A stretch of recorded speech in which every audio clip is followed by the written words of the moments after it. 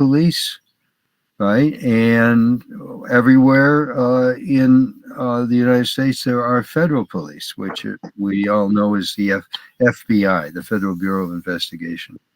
And so local authorities, civilian authorities, police should be enforcing the law, and regional authorities, state and national authorities should be enforcing the law, but also federal police. And if we have the world integrated into a peace system, no military is necessary. Dr. Martin? Yes. I don't know. I think we presumed that the faculty and students that are participating in the program are not familiar with the Earth Constitution already. I don't know if there was any way that we could take a survey and see how many of them have already read the Constitution and want to learn what further they can do. Then beyond that, I was meaning to mention that the founders of the Earth Constitution wisely saw that there would have to be a process of moving away from the military. And right. That in the first operative stage, the militaries of the world are not outright banned, but rather the militaries of the world work with the Earth Federation for a transformation in the system that goes from a militarized enforcement system to a civilian enforcement system, a police enforcement system, which is, I think, not the same as what we have in mind when we speak of a police state. It's actually it's described in some detail in the Earth Constitution how that transformation can come about, and we'll speak about it more later. Yes, that's correct. The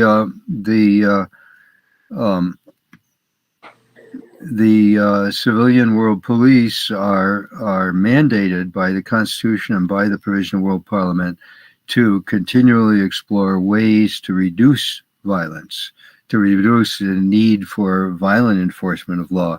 And the Article 10 about the enforcement system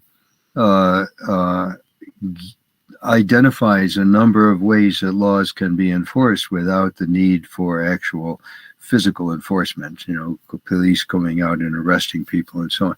And so the general idea, and as Eugenia correctly points out, even under the era of provisional world government, which we are now in, we'll see that the Provisional World Parliament is tasked the Disarmament Commission, so that the study of how to disarm, the study of how to reduce the world's military and so on, begins right away, begins with the provisional world and continues through the first operative stage and up till the second operative stage of the Earth Federation government. So it's a process, a carefully measured and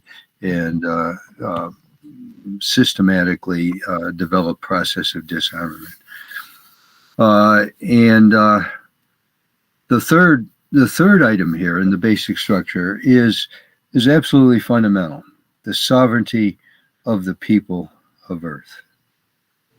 Right now, nations don't lose their authority over their internal affairs. The nations are a federation. They join together in the World Parliament and the House of Nations. So nations, national governments, as long as they don't violate human rights, have authority over their internal affairs. But sovereignty, what does sovereignty mean? Well, this is something we can discuss in the question and discussion period that we'll have later.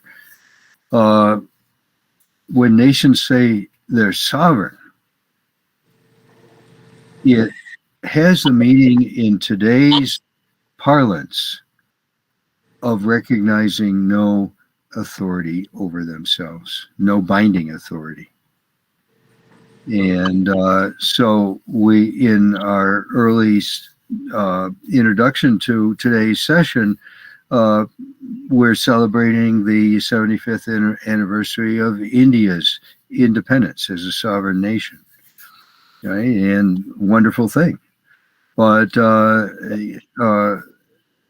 the United States invades Afghanistan, invades Iraq, and it says, we're a sovereign nation. We do what we want for our own security, for our own sense of what we need to do, and whether international law bans aggression is irrelevant to us because we're a sovereign nation. So you can see where the meaning of sovereignty in today's parlance includes the idea that there is no authority above the nation state.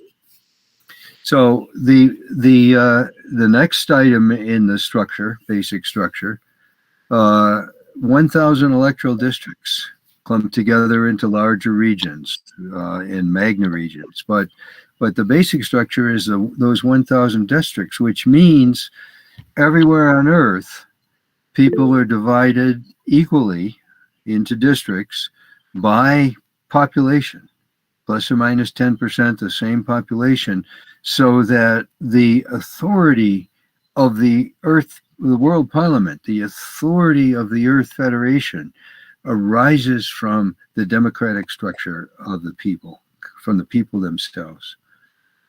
And as Eugenia was saying earlier, the people themselves are sovereign individuals. We're each sovereign in the sense that we have rights that are not supposed to be violated. We have the right to life, liberty, and safety of persons.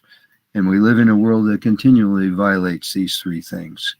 So a sovereign people join together in world electoral districts and govern themselves. It's self-government for the people of Earth. And then number 5, it specifies that the nations, Article 2 specifies that the nations retain their independence and their sovereignty as long as they conform to universal human rights of their populations and so on.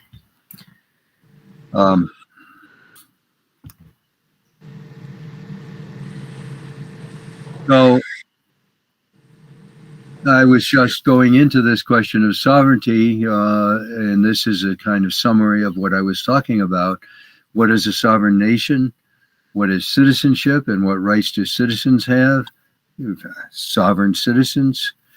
The UN Universal Declaration of Human Rights says that the foundation of peace, justice, and freedom in the world is the recognition of human dignity and human rights. It's the foundation. And if they're correct about that, then we live in a world where that is not the foundation. It's not the foundation of any nation, nor of the UN itself. So we'll discuss as we proceed what the sovereign legitimacy of a government is.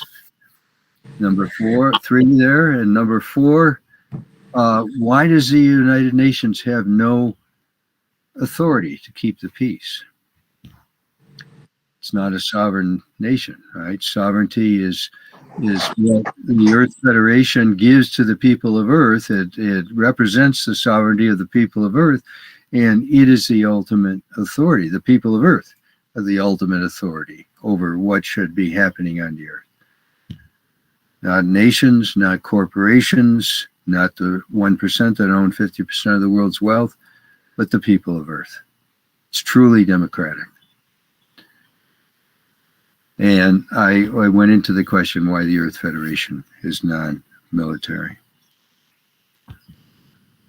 So, to illustrate the grassroots nature of the Earth Federation democracy, we have this little chart here, and you can see that we'll go into the structure and function of the Earth Constitution in more detail starting tomorrow. But today we can see that these three houses here are the World Parliament, right? The ultimate legal authority of on the earth under the Earth Constitution. And it has three houses, so that each nation will have 1, 2, or 3 representatives depending on its size, the size of its population. And in the House of Nations, every region of the world will will nominate counselors to the House of Counselors, and then they are in turn elected by the other two houses of the World Parliament. So we have 200 representatives in the House of Counselors, and then the House of Peoples has 1,000. So ultimately, you can see that it's the grassroots of humanity that will have the lion's share of authority in the World Parliament. But it will be a different kind of parliament than anything that we're probably familiar with. Certainly not, it'll be different than the current government of the United States, which is a mess, right? It's just frozen because it's contesting people with different ideologies who have no consensus about governing, no consensus about what the good is, and so on. And I hear by rumor it's similar with the government of India. But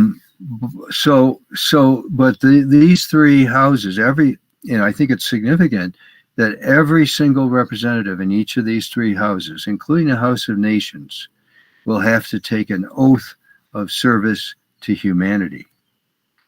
Right? So the representatives of each nation in the House of Nations not only represent their own nation, right, but it's no longer this kind of aggressive representation that says, well, the interests of my nations come before anybody else's interests. Rather, it's how can we work together to create a common good for everybody so that our interests in my nation are served just as well as the interests of other people in other nations. So each person in the House of Nations is required to take an oath of service to humanity. And that's what the World Parliament is about, service to humanity. So that the 1,000 electoral districts in the House of Peoples, the people will be coming from each of these districts. 200 of them from India alone because of its immense population, right? But people will, even though they're elected by their district, the whole meaning of governing will probably be significantly different because they're not just there fighting for my district, fighting for my rights. They're there seeing how the rights of everybody and the well-being of everybody can be enhanced by looking at the common good of the planet and all of its people. Dr. Martin? Yeah. I would like to point out here while we're on this plate that the different councils, that is the different chambers or houses of the parliament, will be working similar to how national parliaments have more than one chamber or more than one house, how they operate. So in other words, for any particular bill, there may be versions of the bill in the House of Peoples and a version in the House of Nations and a version in the House of Councilors. And the Parliament will be operating by bringing these versions together. Yes. That is by the engrossing of the versions that are adopted by each particular house. Good. Yes. Okay. So Article 4, and this is just about the end. I think there's just one or two more slides. that I have this morning. Article 4, it has 41 different items in it. Each of these items, the name of the article is Grant of Specific Authority to the Earth Federation Government. Right. So these 6 great big functions that we talked about, ending war and disarming the nations, protecting universal human rights, and so on, all of them are covered in Article 4, giving the Earth Federation government real authority to address those issues. Right? And so this series of bullet points that I've put together here summarize a number of these principles that are made in Article 4. Right, so the Earth Federation government, you can see in the first one, the first bullet point, has the power to create money and raise funds. Any government that has any authority, of course, has to have that power. The United Nations has no such power. It is entirely dependent on the contributions of its member states, and those are voluntary contributions.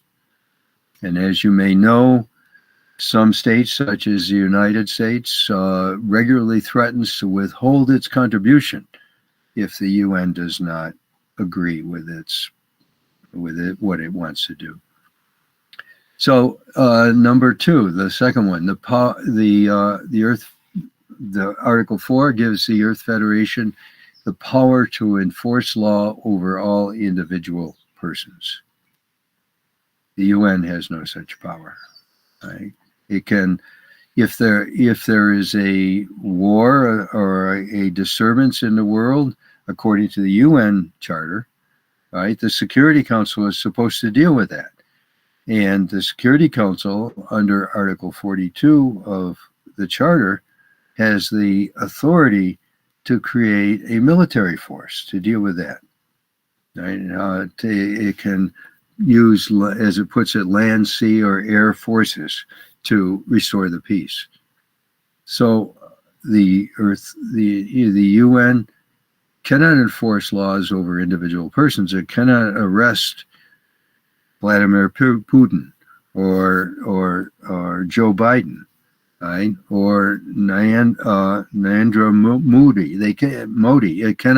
It cannot arrest any of them if they do something that violates. Right? This is what real law requires: enforcement over individual persons. And then the next one, the power, as we were saying just a few moments ago, the Earth Constitution has civilian world police who have the power to enforce the laws. But the UN has no enforcement mechanism of its own. It's dependent on the nations that make it up to supply even military. Right? So there's no, it's not autonomous. It requires the agreement of these nations. The power to legislate binding laws for our planet. The UN General Assembly is not a legislature. It has no power. It can only, as we're all familiar with, it can only make resolutions. And so the UN General Assembly makes one resolution after another, and many of them are vetoed by one or the other of the permanent members of the Security Council. So the UN is not a government, right? And it has wonderful agencies that could be incorporated and should be incorporated into the Earth Federation government, but it itself is not designed to address any of these world problems. And so the power to end war, protect human rights and the environment, these 3 crucial things that are among the goals of the Earth Federation, Article 4 gives them detailed articulation on how they have these powers to do what and so on. And the UN has no such power to end war, It has no power to protect human rights, and it has no power to protect the environment. So the Earth Federation, right? Bullet point number 1: the UN is not a government; it's a treaty of sovereign nations. Treaty. The sovereign nations come together and they sign the UN Charter. So it's like an overall treaty, an umbrella treaty, under which smaller treaties are supposed to be made. You know, if there's some treaty between Malaysia and India over trade, it is supposed to be registered with the United Nations and so on. So we have an umbrella treaty that is now supposed to help smaller treaties around the world operate. But it's still just sovereign nations. It's all voluntary, right? If I sign a treaty, I can withdraw, or I can write, as you may know, nations who sign a treaty have the option of writing in exceptions of one sort or another for themselves. So, for example, a few years back, the United States finally, after 50 years, signed the UN Convention on Genocide, against genocide. But it wrote in, when it signed it, it wrote in the provision, this does not apply to the United States. And any nation in the world can do this, right? Because it's voluntary. You know, it'd be like in my city, right? If I'm living in Bangalore, and Bangalore issues a law that says everybody must do X, Y, and Z, and then the law is submitted to the citizens, and the citizen they say, okay, citizens are allowed to say, okay, I ratify this law, but it does not apply to me. Obviously, that's not real law. If you can exempt yourself, and if there's no way to enforce it over everybody, it's not law. So the Earth Federation is real democratic government for the Earth. It has real authority to end war and disarm the nations, protect universal human rights, and protect and restore the planetary environment. And that's why it's a paradigm shift. Paradigm from fragmentation to genuine holism based on the authority, the sovereignty of the people of Earth. So this is my last slide, and then hopefully we'll be able to have questions. So summarize today, we overviewed the preamble and Articles 1 through 4 of the Earth Constitution. And in doing so, we reviewed some of our most fundamental global problems. These problems are addressed in Article 1 of the Constitution as its 6 broad functions. And we saw that none of them are problems that can be addressed by nations, right? They're global in scope. They require a global authority to deal with them. We introduced the ideas that the present world system is both economically and politically a failure. If we're heading toward extinction, then it's certainly a failure, right? We are failing to thrive on this planet as human beings and creating the conditions for our own extinction.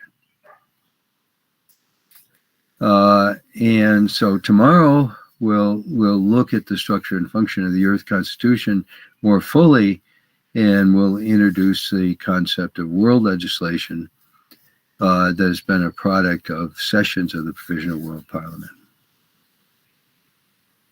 Okay, thank you everybody for your attention so far today, and I hope you have generated questions. Do we need a moderator for the questions, or shall we have a direct question and answer function? Miss Kalra, how are we going to have the question sessions, please?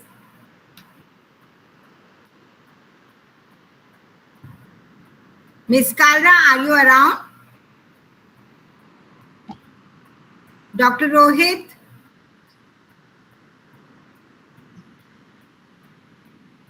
We have a question from Mahima Yadav.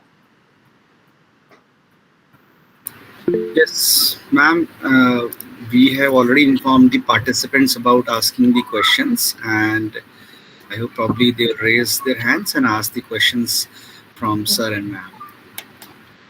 Okay, so we can take it directly, or Miss Kalra or anyone is going to take it one by one. We can pick it from there, from the chat box, Dr. Rohit? Yes, ma'am. You can take it directly. The participants will ask the question directly. Okay, okay. So they will be putting it in the chat box? Or some are given the mic right also? Yes, ma'am. Yes, ma'am. They will unmute themselves and ask. So all the participants who have joined this session are requested to please ask your doubts and questions from sir and ma'am with regard to whatever sir and ma'am has discussed today with respect to the topic of our today's session. So the house is open for the questions. Everyone is requested to please go ahead and ask any question. Thank you. If you type this in, then they'll pick it up. If you type it into the chat. And from Mahima Yadav, asked, can you share any specific case study or example where the principles of the Earth Constitution have been applied or influenced positive change in real-world situations? Okay. Eugenie, are you going to address that? I can address it perhaps in part, and perhaps you can address it in part. We are in what is called in Article 19, the provisional stage of World Parliament, of the provisional stage of Earth Federation. So by provisional stage, we're not meaning merely a model of government, but we're meaning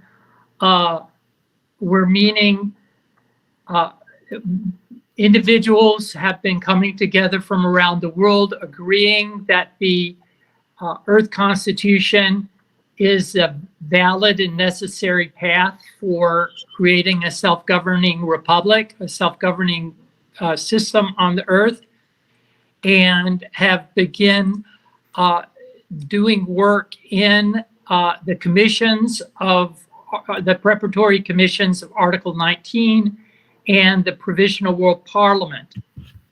And in addition to that, in the Provisional World Parliament, we've had 15 sessions with approximately 75 world legislative acts and maybe over a dozen policy resolutions adopted.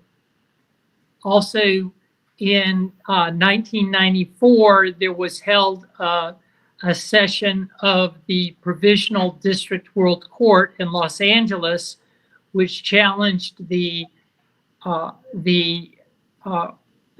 nuclear weapon states. And in that challenge, those part of those proceedings were considered in the International Court of Justice 1996 decision, which perhaps was not positive change, but the dissenting opinions of Viramonte and Kuroma were very important and I think influential in our work. Okay, thank you.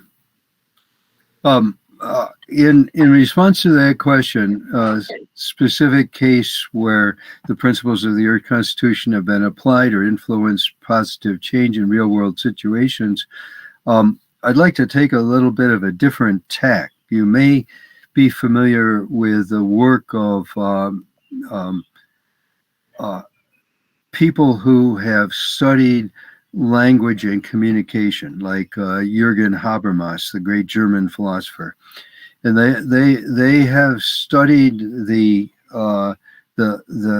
parameters of a dialogue among human beings directed toward mutual understanding. And this is taken by many thinkers to be the foundations of democracy. You know, what is a democracy? Well, people getting together to govern themselves, and they dialogue over how to do this. They may disagree with one another, but they keep talking and they keep working with one another through persuasion and argument and mutual responses until they reach a mutual understanding, right? And then they make some decision based on that mutual understanding. So what Habermas argues, I think correctly, is that this is an ideal behind all human language, and it's an ideal behind democracy, right? So this ideal, and it's I think the ideal behind the Earth Constitution, as we saw in Article 2. The first thing it says in Article 2 is that the Earth Federation shall be democratic in its essence, right? And by democratic, they don't mean what today's so-called democracies are doing, right? In the United States, so-called democracy is distorted by large accumulations of money and wealth and donations, by lobbyists, by mutual hatred and no real desire of people to communicate with one another or understand one another, by prejudice, racial prejudice, and all kinds of things that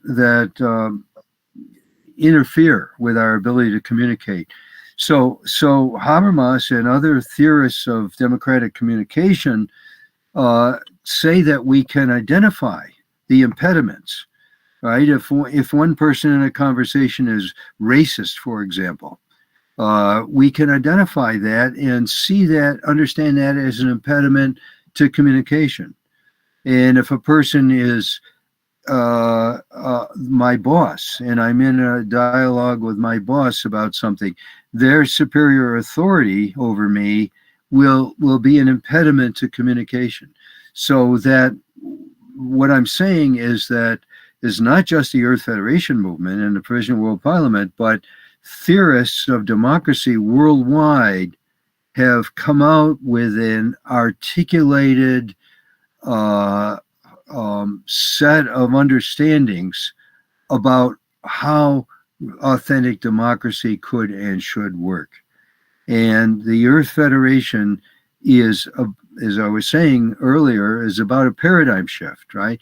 We want to shift away from democracy as a fight among different parties, all trying to get into ascendancy, whether they be the Congress Party or the BJP or the Republican Party, the Democratic Party, to democracy as a dialogue among people who have taken an oath to serve humanity and therefore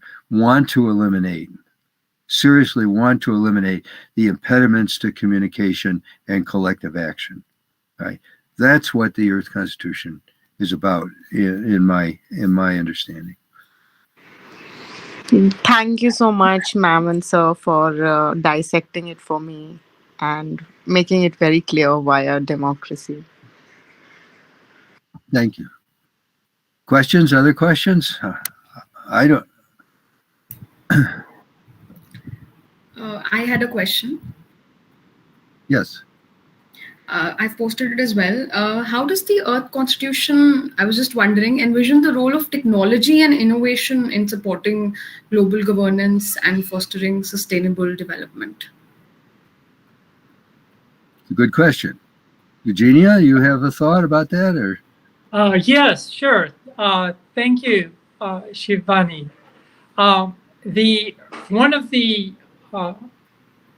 One of the major branches of the Earth Federation under the Earth Constitution is the integrative complex.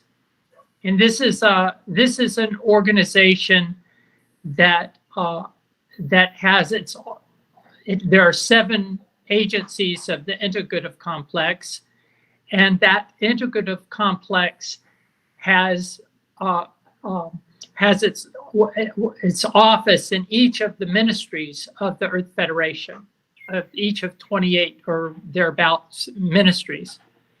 Now, one of the agencies of the integrative complex is the agency for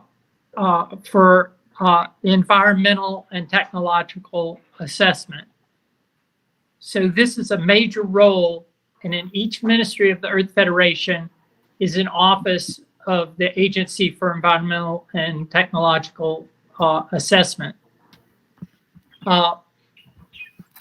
In addition to that, there are other features of the Earth Constitution that address technology and innovation. In particular, the House of Counselors is set up such that a counselor, there are 200 counselors. They're elected from an electoral college, which is formed by the universities of each of 20 regions of the world. So in other words, the institutions of higher learning, the research institutes, both the faculty and the students participate in a process of nomination of persons. They don't have to, they can be people from anywhere around the world, but they're expected to nominate someone that is wise and that is educated. So, and then from these nominations, another electoral college is formed, which is a reduction of the number of nominees to 2 to 3 times the number that will take seat in the House of Counselors. And I think that these electoral colleges need to also be conserved.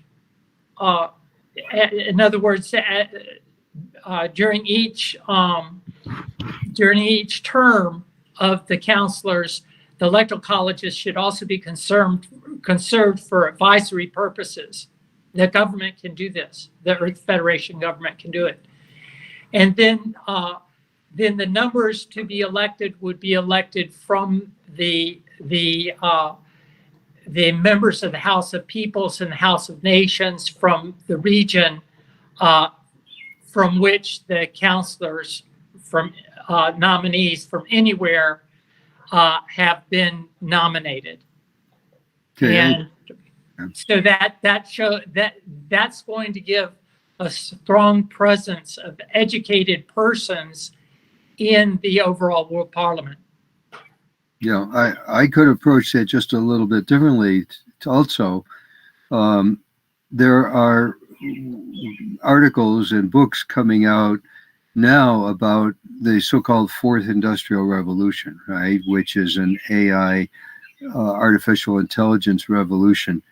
And these books show that there is immense potential for AI to benefit humanity, but they also show that AI is already being used for nefarious purposes, that the secret security apparatuses of China and Russia and the United States and other places, Australia, are using AI to track everybody's actions. The NSA, the National Security Administration in the United States, tracks everybody's email, everybody, right? And it tracks all cell phone communications and so on in these gigantic computers. And then if any person is a person of interest, it can isolate them, in terms of tracking. It can follow their email communications. They can see where they've been. They can see who they've talked to. They can find everything out about their life. And so we've got the potential here for systems of total domination, right? For destruction of democracy and total manipulation.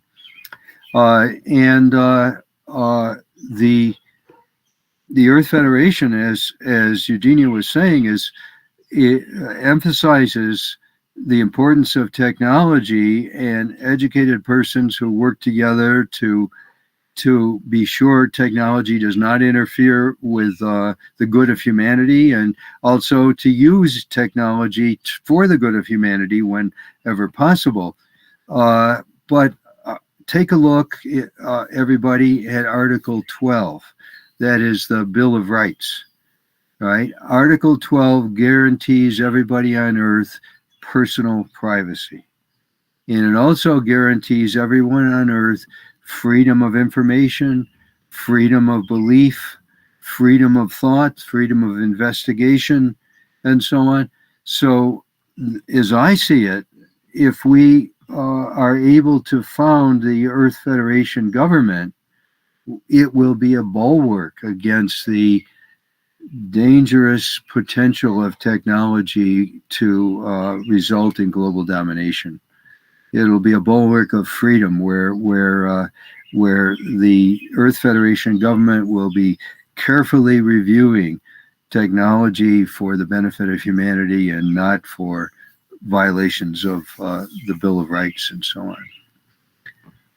So it's about as good as we can do, I guess, on this subject. Good question.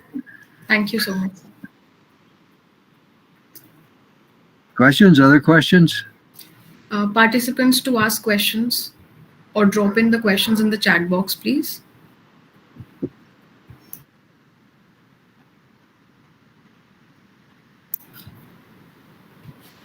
I think all the questions are done. Yeah, Shivani, I'm Professor Urvashi. Professor Glenn Martin and Professor Almond. Like the Earth Constitution, which you have explained wonderfully, both of you have explained. But basically, when we talk about the World Parliament, it means we are taking the people of the world together to formulate the policies and rules as per their nation. Is it what the definition of World Parliament? Well, a World Parliament is a definition can have many different features, right? There are many constitutions that have been written for the Earth. There are today maybe 4 or 5 main ones that various people embrace and promote.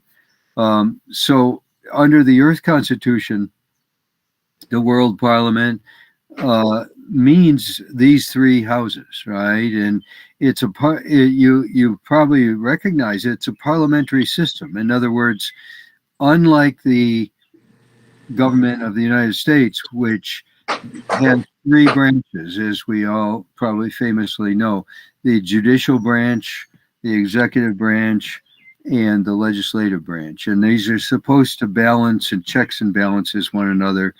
But they don't do a good job. And this is true in many countries because the executive branch has control of the military and has all this power to violate its own constitution and so on.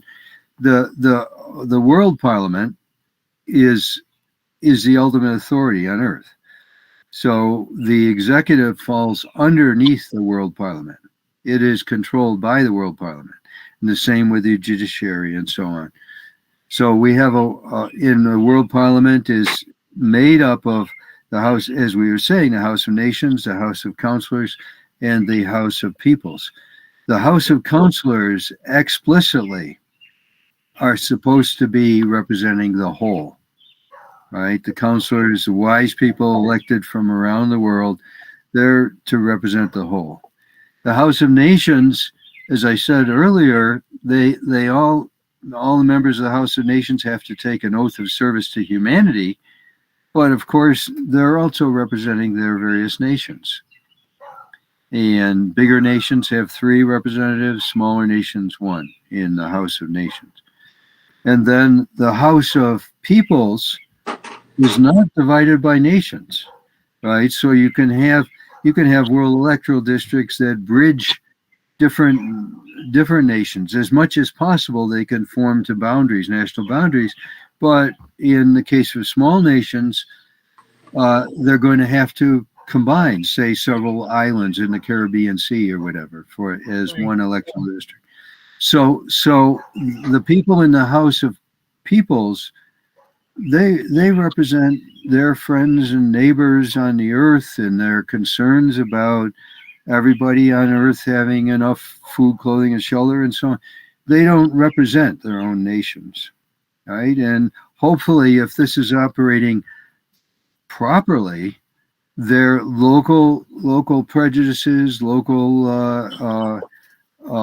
loyalties will be superseded by their commitment to the good of the whole, because the principle is that the common good, the good of the whole, is the overriding principle, and that people in the parliament working together in a proper democracy will be concerned with the good of the whole, which means their own good, right? If the good of the whole is there, then everybody's local good will be served.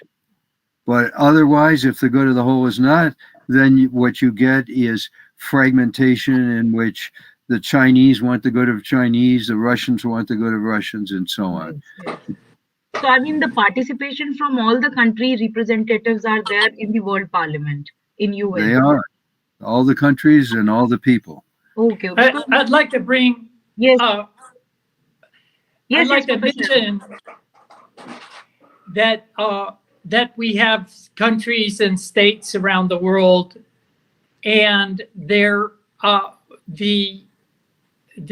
term nation was not defined in the Earth Constitution. And in 2010, the Provisional World Parliament met in Kolkata. Okay. And understanding that that there would be difficulties in providing equal protection under the law under Articles 6 and 7 and 8. If the continental federations were considered nations, we decided that the states will be making up the nations. And when I say the states make up the nations, that, for instance, in the case of India, the nations would be the Pradesh and and also the Union of India. So I think in the case of India, when including both the states and the Union of India, the number of delegates in the House of Nations would actually come to about, I think it's about 44. Now, don't quote me on this, please. This is not precise, but I think there would be either 3 or 4 states of India that are over 100 million, and these states would have 3 delegates in the House of Nations. I think there's 14 or so that have over 10 million, and there's 10 or so that have less than 10 million, something like that. Plus the Union of India has over 10 million, but not over 100 million. That is the Union territories in Delhi. So this would come to be, I think it's around 44 delegates. Likewise, from the United States and from Russia and from China, these continental federations would not be restricted to only 3 delegates. And a reason for that is also because in the Article 13 of the Earth Constitution, there's a provision for the decentralization of administration. And in order to have decentralization of administration, we can't allow the voice of entire continents to be restricted to 3 delegates. Okay, thank you so much. Thank you very much. You're welcome. Thank you. So, Dr. Shivani, you can ask like if any other questions are any participants want to ask. Hello. Yeah. I'm audible. Yes, audible. Hello, sir. I want to ask you basically how you see the role of India as a nation in this Earth Constitution, as ma'am told about that if we have a 44 representative from India as a nation, so it might be possible we have a more representation from a country like a China or US. So over the period of time, they try to dominate the Earth Constitution or try to control. So how come small nation from the Africa going to survive in this concept of Earth Constitution? How are you going to? That's a good question, and we're one of the themes that I've been trying to emphasize so far, and I'll keep bringing it up, is that we're hoping for that the Earth Constitution, because it's based on a new paradigm, right? The new paradigm, as we saw, is holism, and it's also the sovereignty of each individual human being is a person who is a global citizen who has rights to participate in the fate of the earth, in the government of the earth. Right now, we have no such rights. Right? Right now, if you're a citizen of India, you may participate in India's government, but you have no such rights worldwide. And so I'm hoping that the paradigm shift will lead to a change of attitude, and that's what I've been emphasizing. That in India, if this world federal system that the Provisional World Parliament hypothesized about comes to fruition, it may not, because when we vote to ratify the Earth Constitution, we're ratifying not provisional world legislation, but only the Constitution itself, which says that India would have 3 representatives in the House of Nations and not 44. But whether it has 3 or 44, it would certainly in the House of Peoples have close to 200, right? Because you divide the population of India equally by in terms of the population of the whole world, and its immense population would give it 1/5 of the House of Peoples. But the hope and the promise of the Earth Constitution, and the hope and the promise of real democracy and real human enlightenment and love and justice, just concern for love and justice, is that this system will transform people, right? Just as the system itself, the war system of the nations and the greed system of the capitalist system, need transforming. If you transform the system, you're going to transform people as well. Right, and we all have limited experience of that. We move in our lives into a new system, say a department at the university or a group of people, and the system impacts the way we think and the way we operate and the way we relate to one another.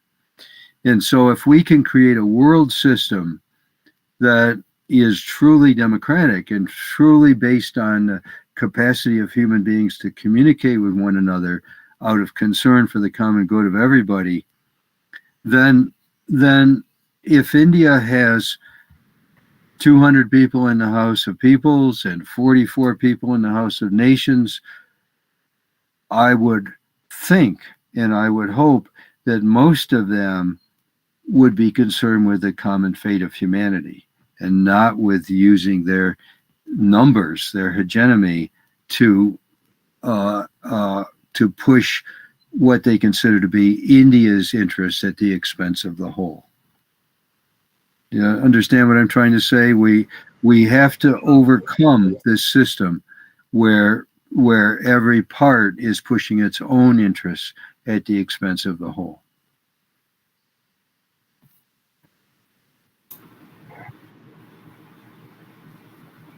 Thank you so much, sir. Is there anyone who wants to ask a question? Yes, I would like to ask one question to Professor Glenn. Yes, sir. Yeah, dear Glenn, how is it different? I mean, your Earth Constitution different than the United Nations? Can you please explain it? Okay, we talked a bit about that in my presentation, right? I had the contrast between the Earth Constitution and the United Nations. Now, it's important to realize that the United Nations contains a number of valuable agencies and organizations, and the Earth Constitution declares that these will be incorporated. All viable agencies of the UN will be incorporated. So, for example, the General Assembly of the United Nations, which, as I said during my presentation, only has the ability to make resolutions. It has no ability to legislate laws or anything like that. They can just make non-binding resolutions. But that General Assembly does have representatives from all the nations in the world. So they would be a perfect place to begin the House of Nations. We could include the members of the General Assembly and even where they meet into the House of Nations and have the World Parliament meeting in the UN headquarters. There's a very nice, hall for that.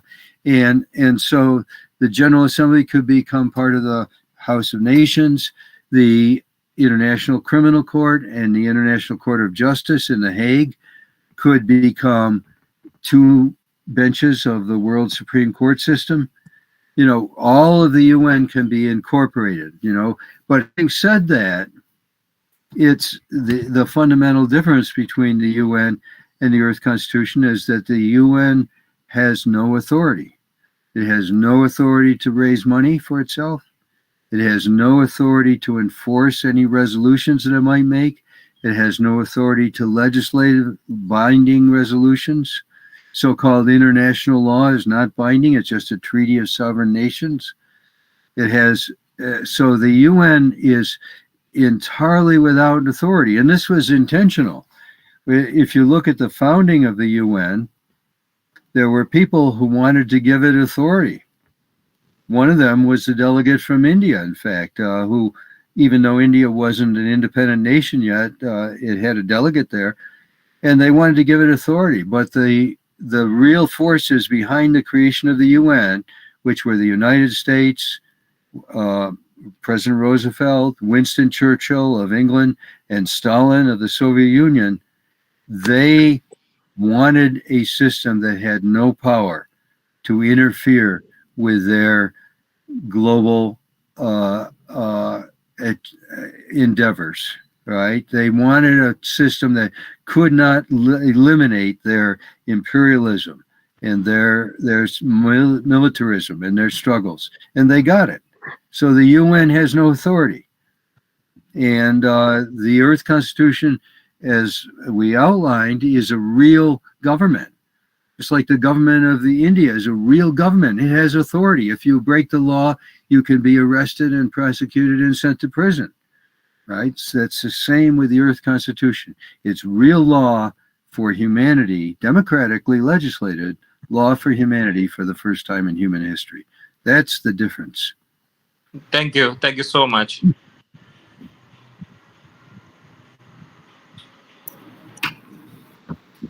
Any further questions from the participants?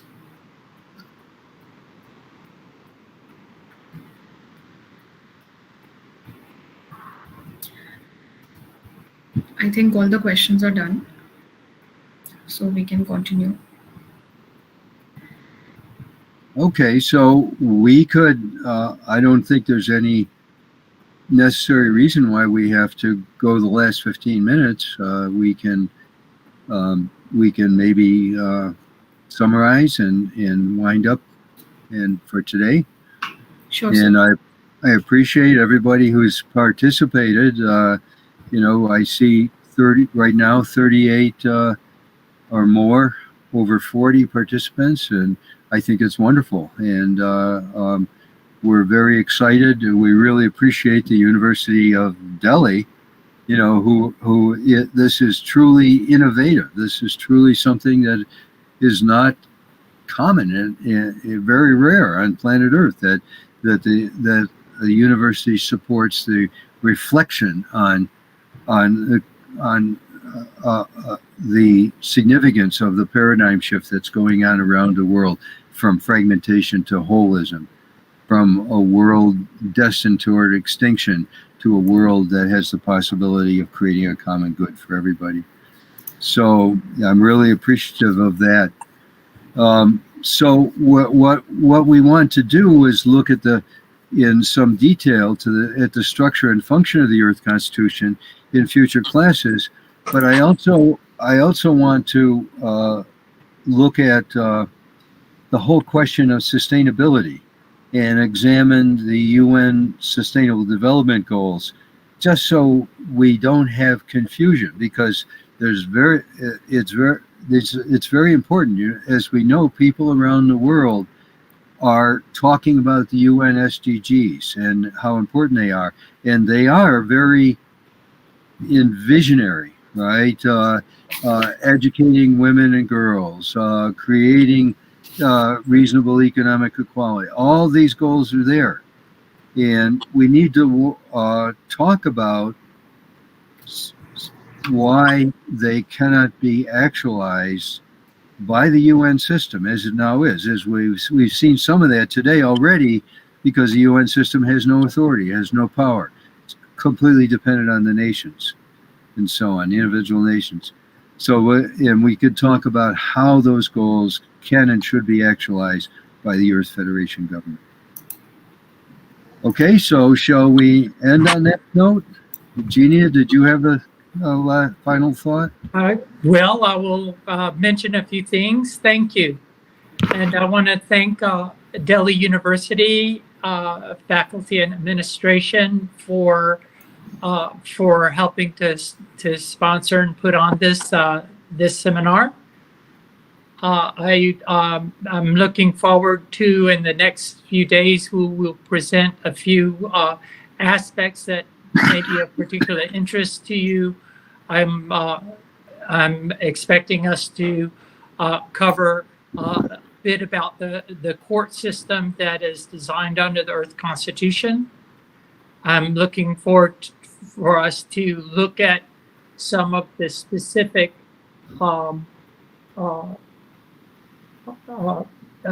finance and economic policies that have been adopted by the Provisional World Parliament, and for which there is a basis in the Earth Constitution.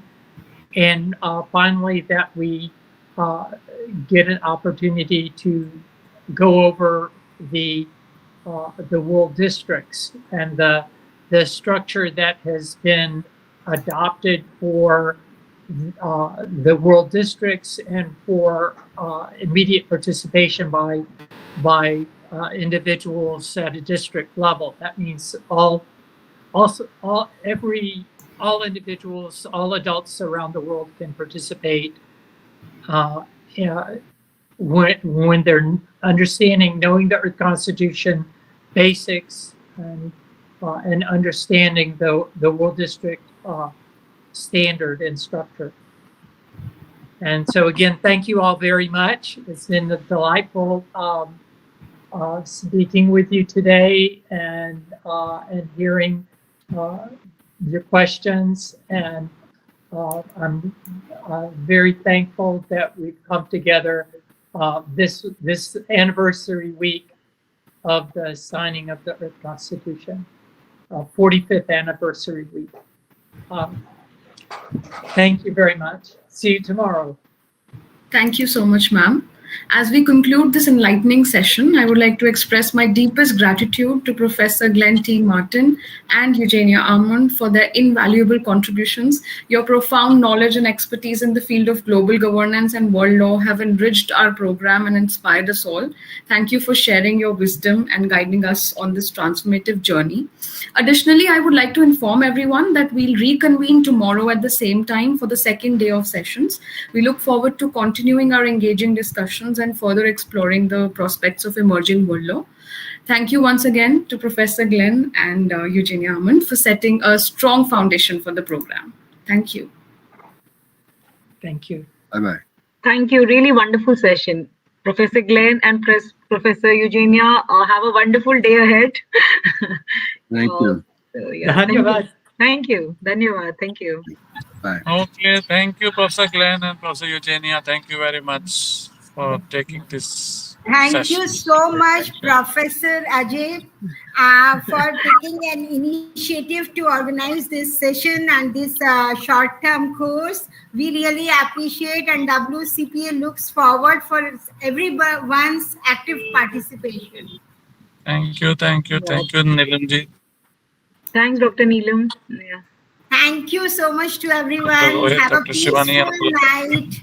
And a very good day to Dr. Glenn and Eugenia. Thank you, sir. Thank you, ma'am. Thank you. Sir, thank you so much. And also Dr. Rohit and from Kamala Nehru College, everyone, including Shivani. Thank you, ma'am. Yes. Okay. Dhanyavad. Okay. Bye-bye. Okay, Bye, bye-bye. everyone.